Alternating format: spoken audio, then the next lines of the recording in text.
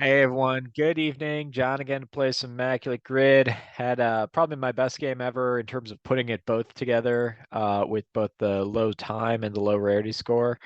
So we'll see if I can build on that success. Got to whip out the name Chuck Krim, which I just remember from old baseball cards. But yeah, let's get into it. I'm gonna share my whole screen so I can have my clock on the screen. There it is. I'm gonna hit refresh and the play button at the same-ish time. And away we go. All right, I know Hal McRae's son works here. That might have been too rare. Jeremy Burnett's is going to work here. I'm doing too high of scores. Billy Wagner. Let's go Dick Allen down here. I know Steve Carlton, who also would have worked below. He'll work here. Lonnie Smith. And this should be easy enough. George Brett. Tris Speaker. And let's go Richie Ashburn. All right, 50 seconds with a rarity score of 93 on that one. So pretty good. I think I went way too low on these rarity scores. I'm gonna have to really think to come up with a better Met Royal than Brian McRae. I remember him because he's Hal McRae's kid. And Jeremy Burnett's at 0.5. I used him ultra early. All right, we'll see how this goes. Stop the share and start the share. This will just take a second. Oh, you know what? It was this screen over here. I've still got yesterday's stuff up. All right. Hit and refresh, and away we go. This time, going to just go for that low rarity score. Just try to think of some people who hit all these categories. I know one that'll work down. Yeah, he'll work for almost all of these. He'll work for all of these, I should say, is Todd Zeal. Todd Zeal had just over 3,000 career hits. Um, and then but he also works for the Mets. He works for the Cardinals. So that's an interesting option to keep in our back pockets. Um, yeah, really gonna try to. I know Saberhagen will work. I should have gone with Saberhagen, because that would have been a higher rarity score, and then I could have saved Brian McRae for later. So we'll see if I can come up with a better one there. Mets uh and Cleveland here. We got Julio Franco will work. Jeff Kent will work. Obviously, Francisco Lindor will work. He'll probably be the highest percentage person. I gotta believe. I went with Wagner here. I think Tug McGraw, another reliever, will do pretty well here. Again, Zeal works. Um, yeah, Steve Carlton works here, but I think will be really popular. Steve Carlton, did I use him here? I think that's right, who I used. And let's see here, 2,000 hits. So Frank White will also work. I'm not sure about Willie Wilson. Not sure about Lonnie Smith. I guess I've already used him. Um, Other people have just sort of, I think Amos Otis will work. I'm pretty sure on that one. Because how long was his career? Yeah, it was definitely long enough. He definitely works. I'm just trying to think of other people who kind of popped in to Kansas City for a little bit.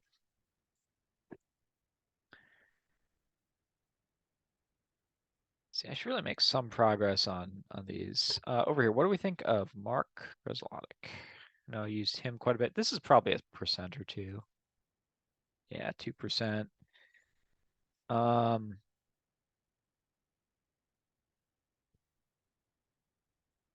Jake Westbrook. That's a name. Oh, 5%. Okay, that's a bit high. I should have dwelled on that maybe a little bit more.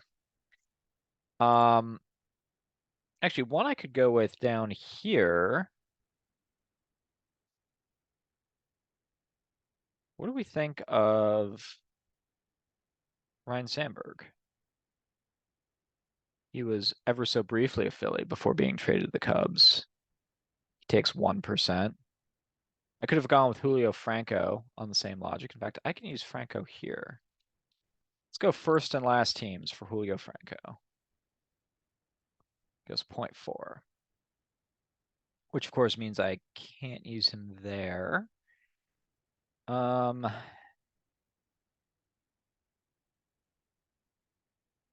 go Amasotis. Takes 2%. So I haven't really knocked it out of the park with any. I guess Julio Franco 0.4 is pretty good, but yeah, Westbrook at 5. I should have thought about that one a little bit harder, come up with someone better. Um, I know Dick Allen will work down here, but he was surprisingly high yesterday for White Sox 300 home runs. He was like 3%, which was more than half my score. And it was just like I guess that makes sense. He won an MVP with Chicago and he was a great power hitter, but there were 24 options. I was surprised he was that high. Um, Back to this one here. We got the guys with 3,000 hits. Tris Speaker, Naplazoe, Dave Winfield. You could sneak him in there. Roberto Alomar works. He also works here. Um,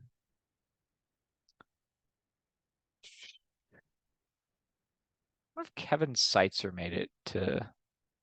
Or no, I can't use him. He works for both these teams. I don't know. Actually, I don't think Kevin Seitzer makes it. I don't think his career was long enough. His rookie season was 87. I think his last season was 97. So he was having a big year with Milwaukee, and then the Brewers traded him for Jeremy Burnett, who I just used in the 96 season. I think he barely played 97. He had like 326 and was an all-star in 96. Big year. Um, but none of that's going to help me. I think Ramirez gets there. I think Tomey gets there. Even those guys walked a lot, but they've got to have gotten to 2,000 career hits. Still, I don't think that's necessarily the direction to go. Brett Butler to me is a maybe. Joe Carter, also a Cleveland Indian. That's another maybe. Um, about Earl Averill. How long was Earl Averill's career?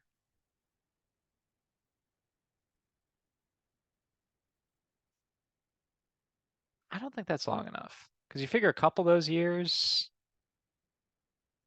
aren't a couple of those years aren't going to work. Or are just going to be like cups of coffee or final seasons, and so that would be 10 years, 200 hits a year. Maybe Earl Averill was a great player. I can't say that with a lot of confidence. What about Joe Sewell? 14-year career. I wonder if that's long enough.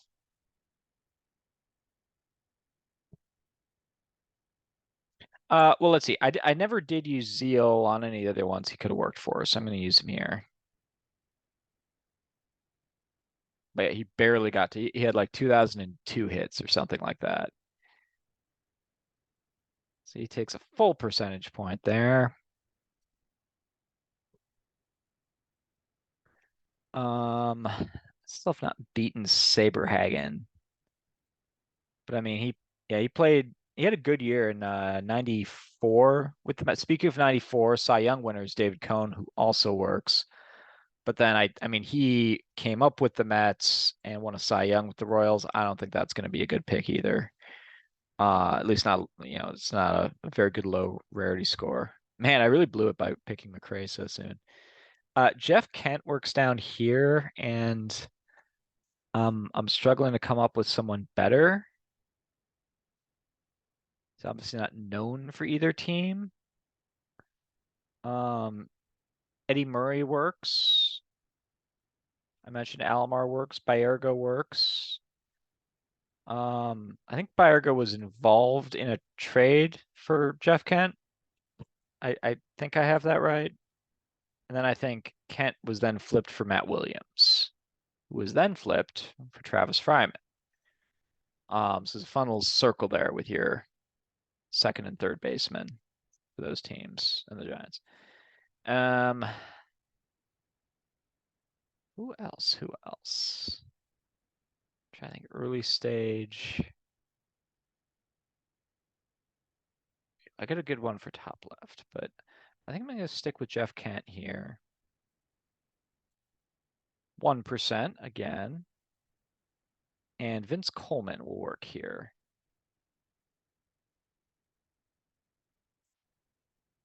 Also 1%. So that's 4 guys at 1%, 2 at 2%.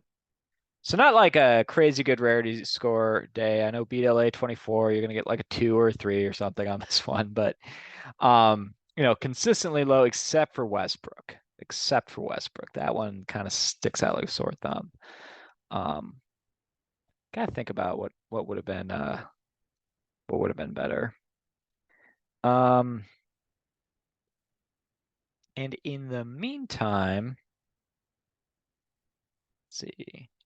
Wirtz, how long did he go? That's a maybe, but I don't know his career well enough to go with that.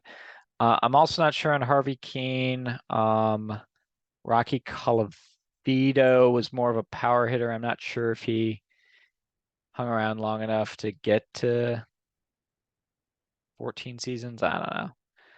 That's a tall order. Lofton, Alomar, I feel really good about. Manny Ramirez, I feel pretty good about.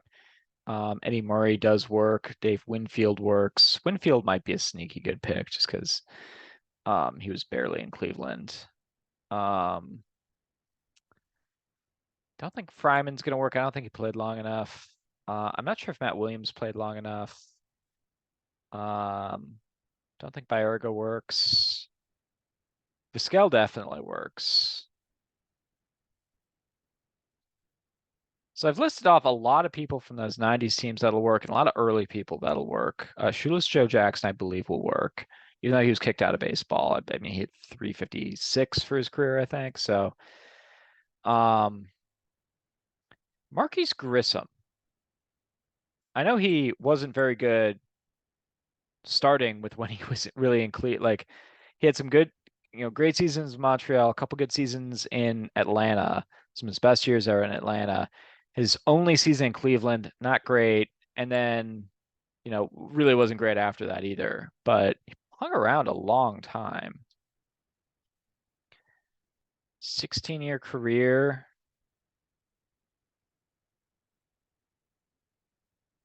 I would believe Marquise Grissom got to 200 hits. Because if you figure like the first couple and the last couple seasons don't count, it's 17 years, so really it's more like a 13-year career. And what are we talking about? 150 or so hits per year. 1,500 plus 3. That would come just short. So a little over 150 hits per full season.